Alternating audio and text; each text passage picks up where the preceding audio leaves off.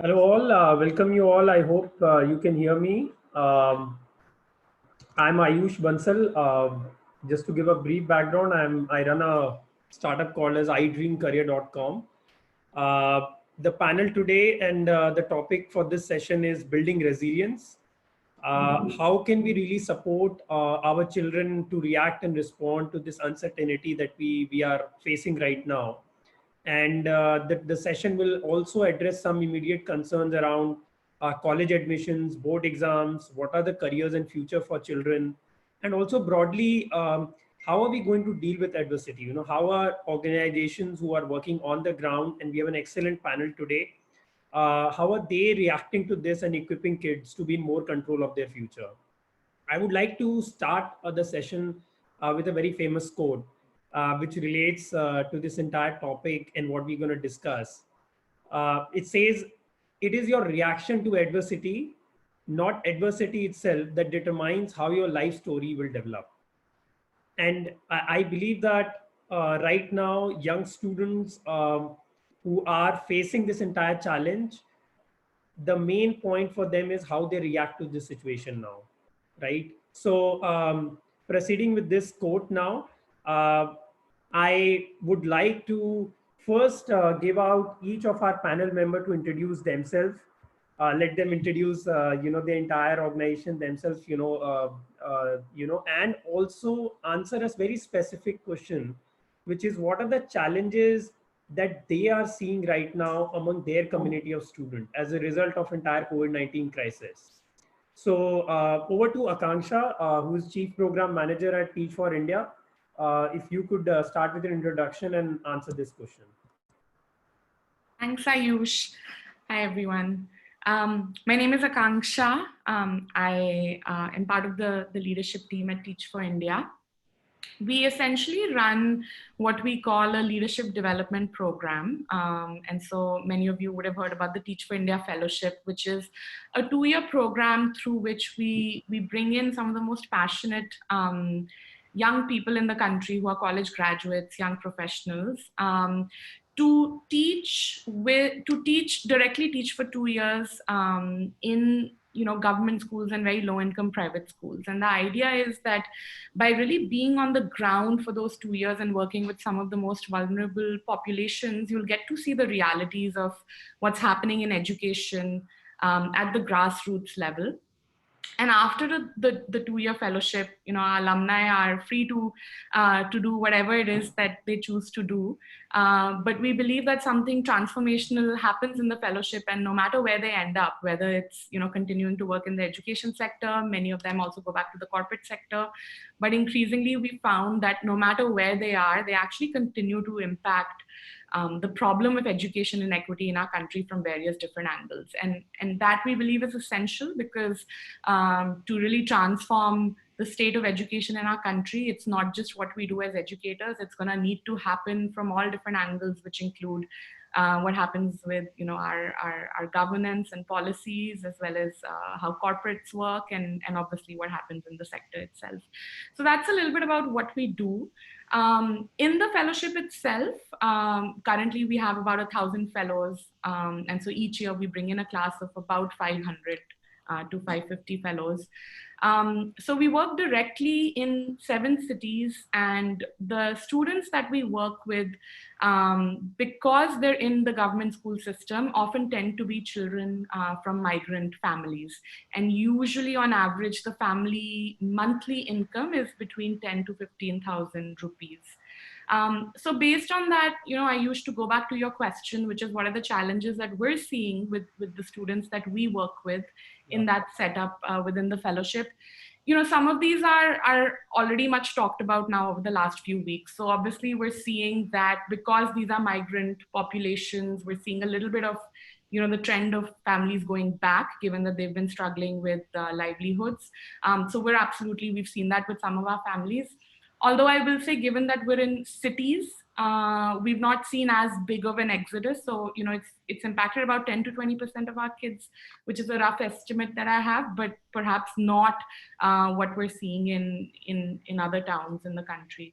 Obviously, access to essentials, basics. So about 40 to 50% of the 32,000 families that we work with across the country, we are seeing are struggling to, have their essentials in place.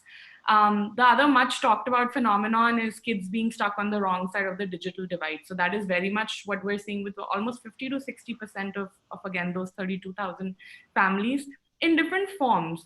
So in some families, obviously, because, incomes have completely evaporated, they might not even have access to a smartphone, and definitely not the means to, top up. But in other families, we're seeing that amount being diverted to essentials, and therefore, data is definitely something that's an issue. And so obviously we're all talking about the fact that while, the middle income and high income peers have immediately moved to Zoom, the kids that we're working with are definitely struggling to get that basic connectivity in place, and therefore our ability to connect with them, to teach them. And then obviously, unfortunately, what's also happened because of the lockdown in this segment is also rising physical and sexual abuse that's happening in homes. So all of these together are things that our kids are struggling with.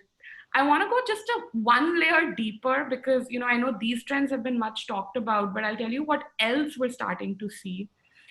I think, when we talk about a holistic education, the knee-jerk reaction, and us included, has been to quickly try to move and provide kids everything online, right? But I think one of the challenges is definitely going to be that kids actually need much more than that. So, just virtual learning is not enough. Kids are going to need extracurricular activities and physical activities and mental and emotional well-being, and those are absolutely going to be challenges, how to make sense of everything that's happening in the world. And so the social emotional learning piece is going to be a big challenge, and we're already seeing that. The other interesting thing is, while all of us are very aware of, the digital divide, interestingly, we've all well-meaning, but we've all created, unfortunately, a space where our kids are now we're finding our families are having to pay more for data than ever before. So just yesterday, I was speaking with, an 11th grader student, one of our kids, who was telling me that currently, she has to attend online classes from, the state government, and then there are online classes that her school is holding. And then some of these aspirants also are enrolled in, your FitG, which has also moved online. And she's saying, actually, unfortunately, some of us are having to log through multiple devices. And in a time when, family incomes are already constrained, this is becoming a huge cost that we're having to undertake. And so I thought that was really interesting, because one thing that, as partners in this work, we're going to have to become cognizant that not only time, but data is just a huge constraint today for many of the kids that we work with. So just putting that out there also as a real constraint that has come up in the work that we do with the kids. So very interesting. I think, one of the questions, which I've been even thinking about is, has technology become a very, I would say, a barrier for a certain period of time, right? When it comes to education, because students from low income families do not have all of them having mobile phones and internet. Has technology has actually become a barrier for mid and high income family students who have those resources to access online education, but not from low income families. So I think that's a very immediate challenge that we are seeing. And all said and done, as you said, that there are bombarding of classes and sessions happening all around. I think it will even take some more weeks now to stabilize that.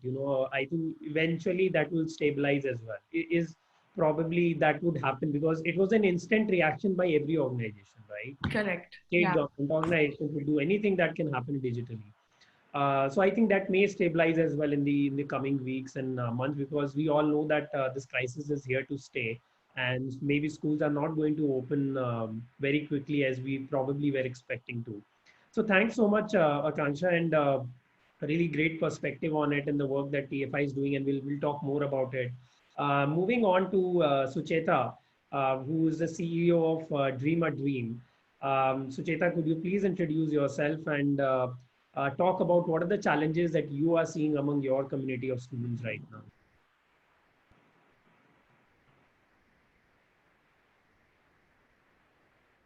Thank you, Ayush. So Dream a Dream is a non-profit organization. We were started in 1999, and we empower young people who come from vulnerable backgrounds to overcome adversity and prepare them for the fast pace of change in the world by developing their life skills. We do direct interventions with young people in Bangalore. We train teachers across Karnataka, and we also work with 6 different state partnerships where we help them integrate social emotional curriculums into their classrooms itself, significantly being the happiness curriculum in Delhi, which was our first flagship SCL inside of the school calendar. In terms of the challenges that we feel we have come across, what our young people are facing, and when initially the lockdown happened, we started talking to young people. We found that many of these challenges are common. So many of the things that Akanksha has shared are common. So if I were to synthesize it, one, there is definitely loss of income and livelihood. With the pandemic, the lockdown has been severely has severely crippled economic conditions of children who are coming from marginalized communities. They don't have money to pay rent. They are struggling with hunger. There's no food. So that's a big problem. Migration, almost 5 to 6 lakh people are even currently on barefoot migration back to villages. So what we are expecting when children come back or when schools reopen is that many of these families may not come back to school. So there's possibly a much larger dropout that we will see in schools, especially affordable private schools in the city. There's very high levels of anxiety, especially if you're a child who's in the 10th grade or the 12th grade, you're in the transition phase, you're worried whether you'll have to give exams again, are you going to be in the same grade, are you going to move forward? So there's high levels of anxiety. Children are being forced to become adults, take adult decisions, manage adult roles. They have to take care of siblings, they have to take care of the house. So we are seeing that they're being asked to demonstrate roles which they don't necessarily have the skills for. There's a lot of confusion and misinformation, WhatsApp groups, hate messages, communalization. So that is creating an added stress. There's of course heightened violence and abuse. Childline received 92,000 calls in the first 11 days of the lockdown, which included both women and children. So we know that the lockdown has resulted in heightened violence in homes, which we might think are safe, but are not, as the data tells us. Akanksha referred to the gendered impact. Girls are getting impacted more. They are expected to take on these adult roles more. There's a higher likelihood that we will see dropout of girls. There's the loss of dignity. People from marginalized communities are being blamed and discriminated against when the pandemic was not created by them. So there's a lot of anxiety and loss of dignity around that. There's of course loss of learning because they're not able to go to school. But all of this is basically going to result in trauma and failure to thrive. We know that when children experience this kind of trauma in the early years of their life, this is going to impact them for even the future. So it's not just the end of these 2 months or end of the lockdown or when they come back to school. Unless there is an intervention, unless we think about how we are going to offset the trauma that children are facing, we are going to see behavior manifestations and trauma behaviors that children are going to portray, at least for the next few years, unless unless there's a sustained intervention to offset that. Right, right.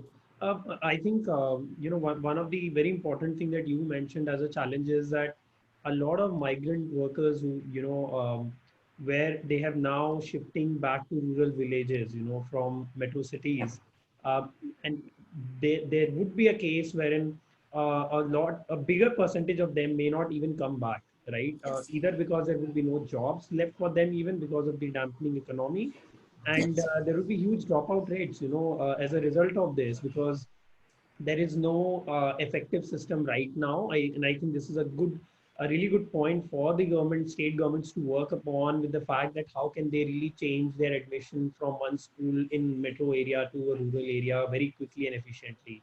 I think there has to be a process with which that could enable. But the other point is, apart from the loss of learning, one of the biggest issue that as you rightly pointed out, is the social and psychological issues, emotional, psychological issues that we are going to see among students. You rightly mentioned having number of calls that you are receiving on the helpline. And I think that is going to be here. And I think there has to be a reaction to that as well, right? And especially for students in class 10 to 12, who have very less time actually, if you see. to cope up, because they have to immediately move to a career and a job in the next couple of years. They have very less time to react. I think these are broadly bigger, challenges that you've talked about. And I will move now to I'll now move to our next panel, Shweta Shetty, founder the Bodhi Tree Foundation, and over to you. But before that, I will also want to introduce her because she has very unique expertise of working with rural graduates, undergraduates who are in the rural background. Their organization work with them. Over to you, Ashweta, on talking about what you do and what are the challenges that you are seeing.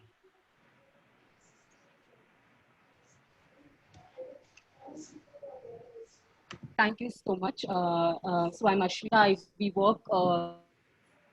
run an organization called Bodhi Tree Foundation, where we work with first generation college goers on life skills and also helping them to actually think about their careers. So we basically focus on self-awareness, self-development, and also access to opportunities. Our children are coming from backgrounds like children of sanitation workers, children from children caste and children tribe communities, children from economically poor backgrounds. So for us, I think the challenges right now children are facing, in addition to the challenges which Akanksha and Chetakas pointed out, there is, so for example, many of our children live in hostels. So we work with Adi Dravidar welfare hostels, which means government run free hostels. So for our children, hostels are the places of safety, their survival and everything. Because some of the children are orphans, they are taken care of by their grandparents or by their uncles and aunts. And just remembering one of the children who narrated the story of, like, she said that she actually will go to one relative's house to another relative's house generally, one weekend to another weekend. Now that she's locked in one house and really wanting to come out of that space. So I think the challenges in addition to learning has been stopped, and then our teachers, our professors are not equipped. They themselves are not equipped with using technology. And out of our 300 children, only 70 of them have access to smartphones. So all of those really facing a big challenge for us. Like our children are saying, like, okay, it's because they live in hostels. They said it's a 6-day lockdown. So they actually kept all their books in their hostels and went back. So there is no books available, and we are trying to connect with our children and hoping that we engage. And the other thing, our children are, most of them are coming from farming community. So at back home they're actually engaged in agriculture full day and also raising cattle. And my worry is that because of this discontinuity to their education, it will pose a bigger challenge when they come back. Even for our second year and first year students, there is a big chances of them dropping out. So these are like big challenges I'm thinking like children of our communities are facing. Really, the crisis is huge. 70 out of 300 only having, smartphones or internet connection. Uh, and the other big issue is teachers are not equipped, for delivering digital education even. So, definitely, let's see how we react to this. And I'm sure you might have taken some steps, which we will talk in the later part. Now, I'm moving on to Anil. Finally, we have a male member. I'm happy about the fact that we have 3 female panel and 2 male over here, and we have definitely, females have definitely outweighed the male ratio over here, and that's really good to see. So over to you, Anil. You run one of the largest government exam preparation digital platform. Already, you guys were delivering the entire courses digitally. What are the challenges that you are seeing among your community of students? Anil, can you unmute yourself, please? Yeah, hi everyone. My name is Anil Nagar. I am founder and CEO of Adda247.com. And as Ayush has already mentioned that we cater to a test prep segment focused on government jobs. So essentially our audience is tier 2, tier 3. And we cater to youth primarily in the age group 18 to 30 years. So one of the biggest challenges at these times is uncertainty, especially for our audience. Uncertainty, in the sense there are multiple dimensions to it. One is most of these guys are already doing some course, and then subsequently they want to pursue something. For example, almost 30-35% of our students are enrolled in final year of some college or let's say the graduation course. Now there is a lot of uncertainty around it when that is going to happen. Another fear is that so there is always a exam date also whenever these exam notifications come. So government comes up with a age criteria, and mostly they will say that on 1st July you should be so and so age. Yeah. So, and in all possibility, government will take some action around that whenever notifications will come. But of course, it's creating fear and uncertainty and anxiety in these students. Now they are uncertain what's going to happen. One, they are worried about their own course degree which they are doing, and secondly, they are also worried whether they will be eligible to sit in these exams.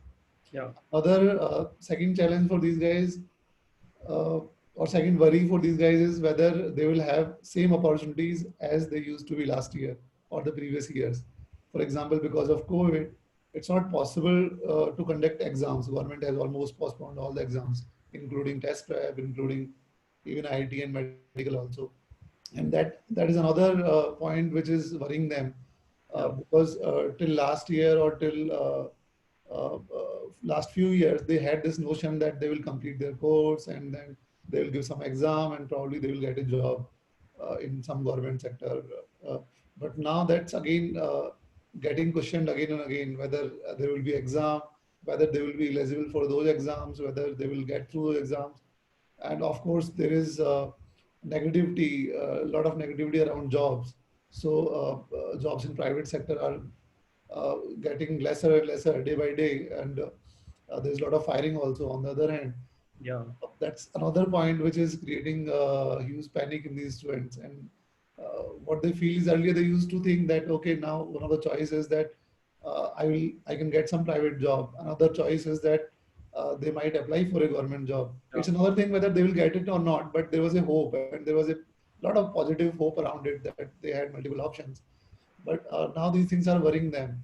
And the biggest thing out of this is uncertainty because nobody knows what's going to happen when the is going to open, when they are going to get their degrees, when they can apply for jobs.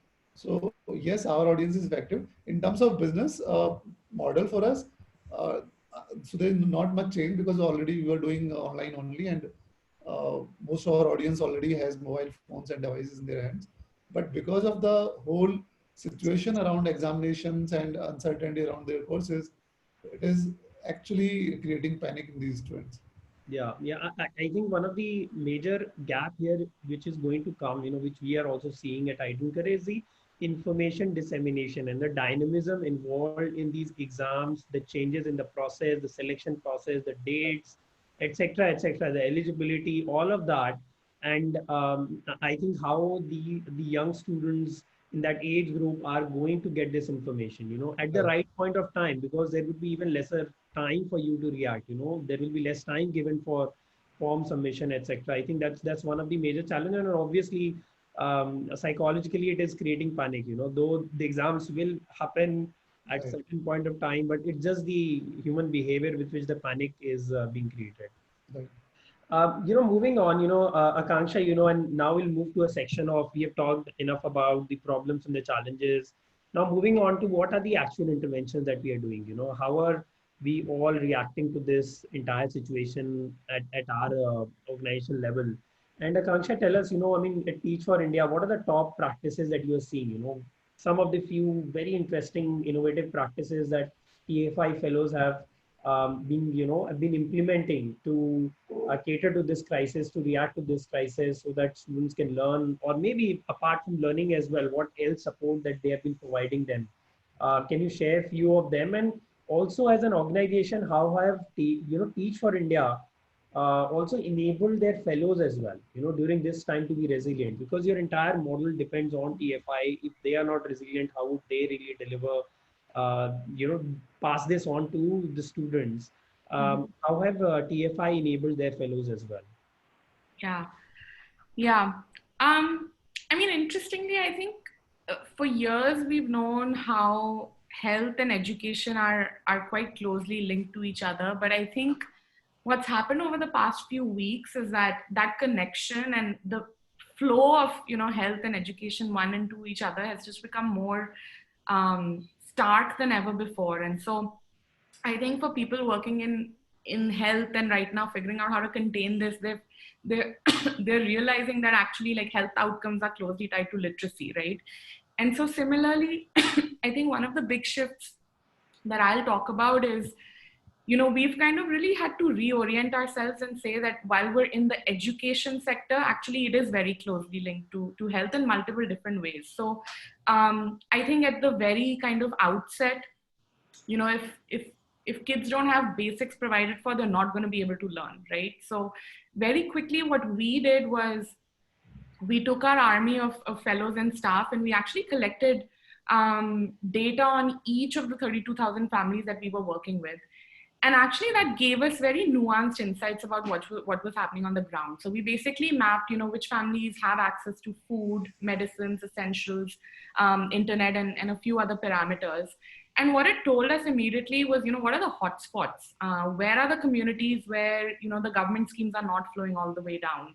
Where, the Kirana stores are completely shut. And actually it helped, again, like I said, as people in the education sector, we're also now seeing our work as people who work in health outcomes and well-being, right? So our fellows actually have been instrumental in working with various partners on the ground, especially for those hotspots, to say, hey, like the essentials need to get to these communities. So that's been one immediate reaction. And it's just made us like even more deeply aware of community context, which is something we always prided ourselves on, given how closely our fellows work with parents and the surrounding ecosystem. But I think this kind of just brought everything together even more. Second, which I already touched on a little bit, but and Sucheta mentioned this as well. I mean, managing trauma, managing emotional and mental well-being, psychological well-being, this is just going to have to be the work of educationists who are working with kids. And by the way, that just spans, I mean, obviously we're very cognizant of what it's going to do to kids in 9th, 10th, 11th, and 12th grades, but it's going to be equally important for the younger kids. So again, we've very quickly reoriented and we've created new learning plans, but a lot of that, one key leg that the learning plans rest on definitely are how are we, providing our students the tools to be able to do this.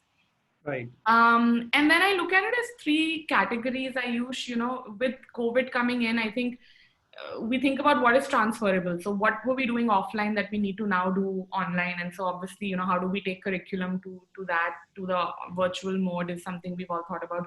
What is non-transferable? I think we've had to be cognizant of the fact that relationships are much more difficult.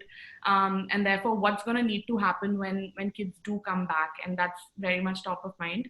But I think it's also an opportunity to imagine what is possible now, which actually wasn't possible before. And so when I talk about how our learning plans have shifted, we're saying that they're not shifting for the short term. Actually, these practices are here to stay forever now. And so again, across grades, what we've struggled with forever is learning time, right? Like we know that learning time in schools has never been enough for 9th, 10th, 11th, and 12th grade kids, potentially even younger kids. And so what the new online systems that we're putting in place enable us to do is both synchronous and asynchronous learning, right? So what is it through platforms that kids can now do on their own, and how do we combine platforms like WhatsApp and Google Classroom to manage, hey, like what are things that kids have done on their own, what are things that they've not done on their own. And I think also it presents an opportunity to differentiate learning in a far more nuanced manner, right? So, who are kids who are higher on the uptake? How do we differentiate with them? Who are kids who are going to take more time and going to need a vastly different approach? So those are definitely things that technology is enabling, but we feel like we're not looking at any of these as quick changes. These are things that we feel are here to stay. So even when we go back to the school, how do we keep some of these practices to continue to expand the learning time? And then these are the same things, by the way, that we're doing with fellows, right? So as we train them on their leadership journey, as we train them to be better teachers, I think using the same principles, we're just getting much sharper about how are we going to use Firki, which is our online teacher training platform, in a better manner. And so these are, again, some of the things that we've done very quickly to, in light of, I think initially as, in light of what's happening, but over time actually saying that these are shifts that are going to serve the kids and fellows and our organization well over the long run. Right, right. I mean, very valid point that the changes has to be taken into consideration, that it has to be for a longer time. And I think that was very interesting on how you guys analyzed data point and created a personalized approach for your support, to different families, whether it's education or healthcare support or other, essential food item support that you guys have been doing. That's really interesting to know. Even just sharing now that even at our end, like today, we right parallelly right now there is a session which we are doing with all the government school students on YouTube Live, and the campaign is called Dil Ki Baat, right? So, wherein today's topic for us has been Meri Pehchan, right? And we have taken into cognizant the entire fact of social, emotional, and psychological guidance, and basis that we started this campaign, wherein there are going to be a series of talks around these topics, right? And we are contextualizing in their background, and we also started a mental health helpline as well for students to cater to that. Very interesting. So moving on, to Sucheta, one of the very key component for Dream a Dream, which I have seen is experiential learning or intervention. All this while, that was one of the very important element. And with the lockdown, how is Dream a Dream changes intervention to deliver the component of experiential learning? And also, do you think that life skill is going to be very critical now, going forward for students to cope up with this entire crisis in the near future? Is life skill going to be one of the very important component more than ever before? Thank you, Ayush. So, in terms of experiential learning, yes, life skills is very experiential, and that is why I believe that children have had the most amount of learning in the last 2 months about life than maybe they've not in their whole life, in fact. So for us, experiential learning is not about what happens experience. It's not activities, it's not art forms. It's about what is life teaching you, and how are you able to build the life skills to respond to that life. So if you ask me, I think children are having the biggest lesson right now. And our role as educators will be to help them make sense of this experience and help them cope with it and learn how to deal with it. So that was with what the shift will be in Dream a Dream's intervention itself, that the experiences happen and how can now children make sense of that. In terms of life skills being important going forward, I will have to say that it was the lack of life skills that left children unprepared. If we are seeing children who are today unprepared to respond to this crisis, it's because we didn't invest in their life skills.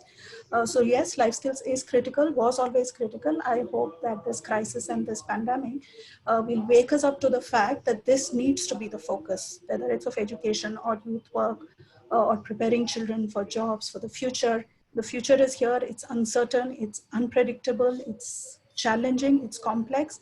And we need to look at what are we preparing our children, how are we preparing our children to respond to this? Right, right, right. No, very important, very important. Ashwita, while you work with rural graduates, you might be seeing that a lot of migrant workers are now moving back to the villages and the rural areas that you work in. And with these sectors, certain sectors going on, what are you suggesting to students, at the college level? Are you suggesting to pivot their career decision or pathway that they already thought about? Um, are you suggesting them to look at ways to change their career path in case the sector or the job sector that they were looking has been hit now? So this, we basically the migrants are coming. It's a very, very recent phenomenon that we have people from Mumbai and coming into villages. So I really,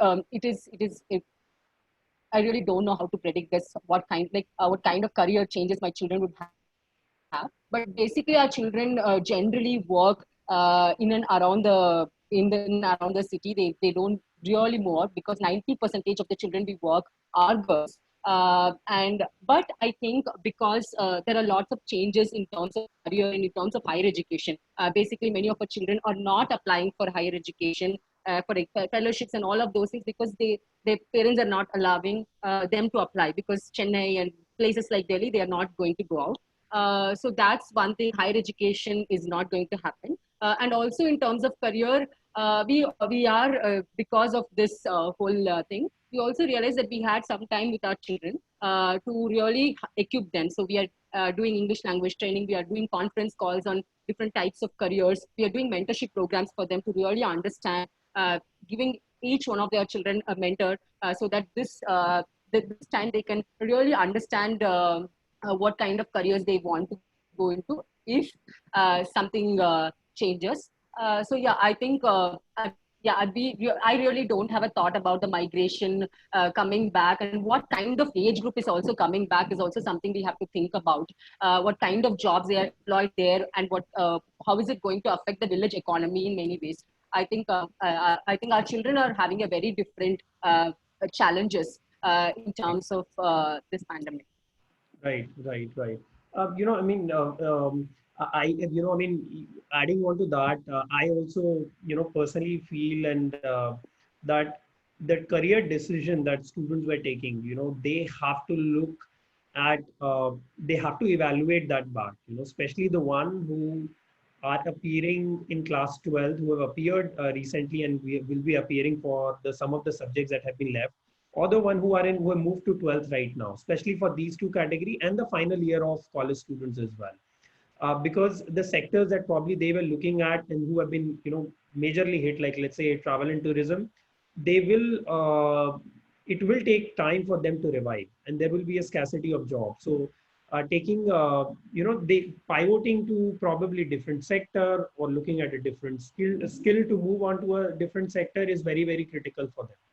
And I think that is what you're doing with your personalized mentoring program, with wherein mentors are supporting them to understand this change and what and how they can pivot actually. Anil, you know, I mean, there's a very interesting question actually for you, which is that there are two thoughts now, right? While the economy is going down, either demand for government jobs will also go down, or actually it will be the only category of jobs which will be available in the near term, you know, because due to private jobs are also going to cut down on its cost and the jobs will be cut down. What is your take on this? You know, what will happen, you know, and what change do you see actually in the aspiration among Indian youth for government exams and government jobs, which has been really high as on date? So Ayush, in such times when there are lesser jobs in private sector, so obviously demand for government jobs are going to increase, and also in the context that we are going into recession, and which means that uh, there will be lesser jobs and there will be a lot of job cuts, salary cuts. So in of course in such kind of situations, importance of government job is going to increase. So one of the biggest reason why people apply for government jobs in India is lack of jobs. Although what they say is that government job gives you more job security, but reality is that people apply for government jobs because there are no jobs in private sector, right? Every year we have 40 to 40, 50 lakh people who come out of college, university, but hardly 10% of them get job in private sector, right? So the biggest problem is jobs. So anyways, if there are no jobs in private sector, so people are going to prepare for government job. See, so there is a difference also in terms of actually getting a job and Yeah, preparing for job. So right. we help them prepare, right? So and again the process is 1 year long. So people generally take up 2 to 3 years to get a job in government sector because number of jobs are very less. So what we feel is that certainly importance is going to increase because anyways there are no jobs in private sector. Secondly, on that front, that the first point you said that because economy is going down, so will the jobs will also go down, and accordingly the charm of government job will also go down. So what we have realized over the years is that uh, it does not depend on number of jobs per se. It depends on the number of exam notifications will government comes up, right? For example, government might say that, okay, this year we are going to hire, let's say, X number of people in certain segment. Let's say in banking, they are going to hire 10,000 people. But in teaching, they are going to hire another 10,000. In defense, they are going to hire another 10,000. So the trigger for these guys is there is a notification. 10,000 is a big number if you look Yeah. at from number perspective. But if you look from overall aspirant perspective, it's very small number. I'll give you rough figures. In recently there was an exam for railways, and number of aspirants were 25 million, so almost 2.5 crore people, and number of jobs were around 1 lakh. So success rate is even far less than 1%. But people apply because they see a hope there. There is a chance. Anyways, they don't have a job. So what to do? Preparing is a constructive activity, and from government perspective also, this is one of the tool to engage our youth in a constructive construct. So yeah, my feeling is that importance of government job is going to increase just because there will be no jobs in private sector, Right. means lesser number of jobs, and recruitments will happen because anyways there are so many vacancies lying vacant in government sector. So so it's not that there are no vacancies as such. So there are open positions which are lying vacant for years now. So my feeling is that yes, this will be the time when this sector, especially government test prep sector, is going to boom out of all tech segments. Very interesting. I mean, I think that the number of seats for the jobs are less, but the aspirational number are huge, and whenever 10,000, 15,000 seats gets opened up for any job, the aspiration number is much huge, and Right. let's see how it goes on in terms of the demand for government jobs and which way it takes. But yeah, I mean, eventually it looks like as of now that it may increase the demand for government jobs overall and the aspiration.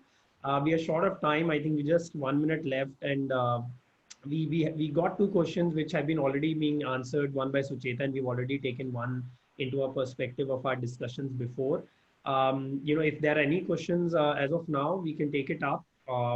It's open for any questions as of now. But to conclude this entire session, what we understand now are that the challenges in the education domain, especially at adolescent age and in the youth level, is is a combination of diversified sectors as well. It's interlinked. Education, health, basic sustenance. I think they are interlinked more than ever.